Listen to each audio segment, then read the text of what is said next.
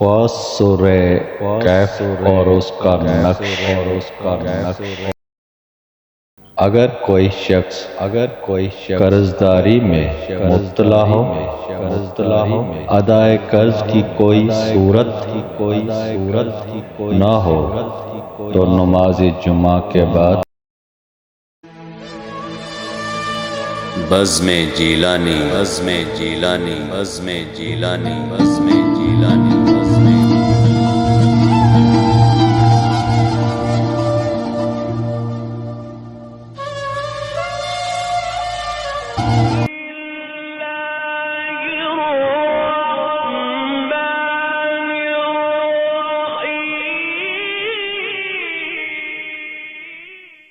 اللہ کے نام سے جو بڑا مہربان نہایت رحم والا ہے۔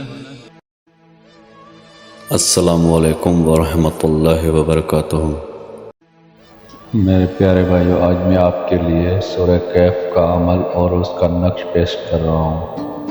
اس نقش اور اس عمل سے آپ کے اوپر جتنا بھی قرض ہوگا تو انشاءاللہ وہ جلد سے جلد حل ہو جائے گا۔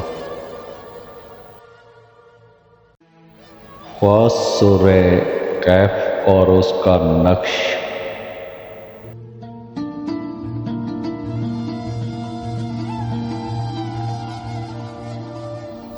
میرے پیارے بھائیو، اگر کوئی شخص قرضداری میں مبتلا ہو ادائے قرض کی کوئی صورت نہ ہو تو نماز جمعہ کے بعد 3 بار سورہ کہف پڑھے تو انشاءاللہ تعالی قرض سے نجات مل جائے گی۔ اور اگر اس سورت کا نقش لکھ کر اپنے پاس رکھے ہر بلا سے محفوظ رہے اور دشمن کی زبان بدگوئی بند رہے۔